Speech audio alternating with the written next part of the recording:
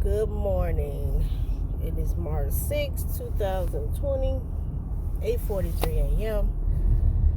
Just leaving the IVF clinic. I had to go in for my baseline data. So that this is the start of the IVF process. So I had to go in and get the blood work done. First I had to sign the financial papers, which my insurance covers everything except my copay. And then I think we pay $200 when we go do the egg retrieval. But compared to what some other women pay, I'll pay that $200. It did say a part on the thing about $1,500 out of pocket. So compared to $13,000, $14,000, $15,000 per round of IVF that this costs, I think I'm okay with paying $1,500 out of pocket over the whole journey. So I signed that paperwork, and then they asked me if I wanted to store my embryo. So the embryo is once they take my egg, retrieve my egg, and take my hubby's sperm, then they put it together in the lab, and it creates the embryo, which is basically the little baby. So they wanted to know if we wanted to store the embryos once they do all that. Now, because I already know I'm already dealing with a small amount of eggs, I really wasn't trying to be paying all that money. So the cost to store your embryos, just the initial payment, is $677. And then it's $82 a month for storage. We ain't got to do all that. So I declined that. So whatever embryos, and then who's to say that the embryos that they do get are even going to be viable? Because they may take 7 eggs out and fertilize all 7 eggs with sperm. But that doesn't mean that they're going to be grade A eggs or grade A embryos. So I would have been storing something that I wouldn't have been able to use anyway. And seeing as though I'm not producing enough eggs to where the probability of me having a great amount of viable embryos is slim, no need in spending all that money. It's a waste of money. So we declined that. Then I went in the back and had blood work done. So let me see if I could show you. They do it. I have small veins, so it always takes them. Could you grab my jacket, please? Okay. So it always takes so there's my arm. It always takes them a while to find my vein. So she had to tap it a couple times, and I had to make them a fist. And I've been poked and prodded for 4 years now, so I was used to it. And I felt drained today, probably because I had a good old Baptist cry in my bathroom this morning after listening to this song by Wilmington Chester Mass Choir called "Stand Still." And so I had a good old cry this morning because it was just confirmation that I'm doing what God is telling me to do with going through this IVF cycle for the 3rd time. I've had family members, friends ask me how many times you gonna do this, and my answer has always been until the Lord tells me not to. And so that song, especially this morning, was confirmation that I'm doing what He wants me to do. And so I felt drained from having a good old snot cry, my Viola Davis situation this morning. So after they took drew blood, I went in and did the ultrasound. I normally, when I do the ultrasound, they have a TV screen right in front of the bed, but they didn't have that today. Some of the pieces are missing, so I didn't get to see it as she was doing it. But she says she's looking to see if the lining of my uterus is thick. And so that happens. So that happens I guess in order for whatever situation needs to happen. And so I've started my period. And that's what they wanted me to do. So the lining isn't as thick as it needs to be because I just started yesterday. Then she checked my ovaries. She checked my right one. She said it's okay. And then she checked my left one. It took her a while to say something. I'm like, oh hell. Some more damn fibroids that popped up in there. Because that's normally the long pause I get when they do an ultrasound. Because they trying to work their way around the fibroids.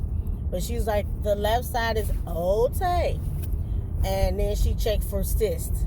So she didn't say she saw any cysts. So I said, I've had surgery to remove the fibroids, but were you able to see any? She's like, I saw shadows, but I'm not sure if they were fibroids or if they were masses or scar tissue from the surgery. Okay. She's like, but there were none inside of your uterus, so that's good. And it better the hell had not been, seeing as though we just had 6 of them removed. When was that surgery? January? So for the first time, we are having a IVF cycle with no fibroids. Hallelujah. So after I did my ultrasound, then I went into another room and met with Nurse Elena, which was like seeing a familiar face because she was my main nurse for my first 2 cycles. And so she took my vitals. So she weighed me. I'm 224 pounds. I don't look like it though. 224 pounds. And she did my blood pressure. She didn't tell me what the number was, but if it was, I guess it wasn't high, which it sometimes normally is. And then she had me sign paperwork to store my eggs. So she explained to me that the reason for storing the eggs is when I go in about 2 weeks to do the egg retrieval, they put me on the table. While I'm on the table and they're getting my eggs, my husband will be in another room with nasty videos and magazines trying to give them a sample of sperm, okay? And they have to do this at the same time because once they get my eggs, they got to put my eggs with his sperm. Well, sperm doesn't live a long time outside the body. So this got to be quick. And so once they get his sperm and they get my eggs, they go into a lab and they make the embryo. So their thing is, and within like 24 to 48 hours after that's done, I'm back on the table implanting the embryos. So what that means is he has to be able to give a sample right then and there. Well, she wanted me to sign this paperwork about freezing my eggs because sometimes men aren't able to give the sample on the same day or at the speed they need on the day of the egg retrieval. And so to avoid losing all of the eggs that they may find of the woman, they have a sign saying that they can freeze our eggs until the man is able to give a sample. So she say it's just what did she say? It's just a precaution. So it's not a waste of time. Because if, heaven forbid, Vince, if I hadn't signed this paper and heaven forbid Vince couldn't have given a sample, then the eggs they would have extracted, they wouldn't have been able to use because there would have been nothing to put them with to make the embryo. So I signed the papers. But yeah, Vince and I have decided that any extra embryos that are left over from the ones that they're going to implant, for them to discard and destroy them. Because again, I'm not dealing with a large number anyway, and I know that. One thing about me, I'm a realist. And yes, I believe in the Lord Jesus Christ. Yes, I know that he can make everything all right, but I also know that there are certain things that are just going to happen. Certain things that just are the way that they are. And so I know, based on my body, that I don't produce a lot of eggs. So all it takes is one. And if we can get 2 or 3, put them suckers in there. We willing to do twins and triplets. Vince looked at me like, really? We both got 2 arms, that's 4 kids. We can have the 4. So yeah, shut up, Vince. So after I took the vitals, she gave me my paperwork. So that's my so you get this, and this basically tells you what your calendar. So it's your medication instructions. It's up there, you see it. So it's your medication instructions. So today I did my baseline data. They're going to contact me with my results, and then possibly on my patient portal. So I'll just check that today. But they always call me to let me know to check it, or they call me and tell me what's going on. So tomorrow I start my medication. So as I mentioned before, I have to take 1 shot in the morning. So they'll tell me exactly what time I need to take it based on the results of today's data. So I take 1 shot with the EpiPen in the morning, and then I take the EpiPen again at night, and I take another shot of the Menopur. So the EpiPen is called Follistim. So I take 150 units of Follistim in the morning, and then 150 units of Follistim at night, and then Menopur 150 units at night. So in total I take 3 shots, 1 in the morning, 2 at night. And the Menopur is like a double dose because I have to mix 2 vials.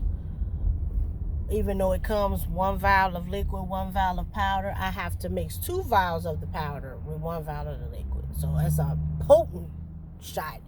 Because of my block tube and the fact that I'm perimenopausal, so they have to shoot me with more in order to get the same effect as somebody who doesn't have as many issues as I do. So I start tomorrow with the shots. I do that Saturday, Sunday, Monday, Monday, and Tuesday. So for 4 days I'm doing that. And then Wednesday morning I come back and do my baseline again. Well, I do more monitoring. So another ultrasound, shots. So everything I did today, vitals, blood work, ultrasound, I'll do again on Wednesday. And then they'll tell me whether I continue on the same path of the medication or if I increase it or decrease it.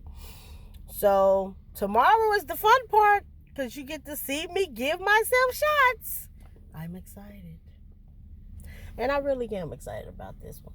I really do think that this is going to be the one. This is the one where there are no obstacles. And even if it doesn't work, I'll at least know what I'm dealing with because everything is clear. The path is clear now. So this will be the moment of truth, if you will, of what God's will is for my life. Am I supposed to be somebody's mommy or just somebody's stepmommy? We'll find out soon. So I'll keep you posted.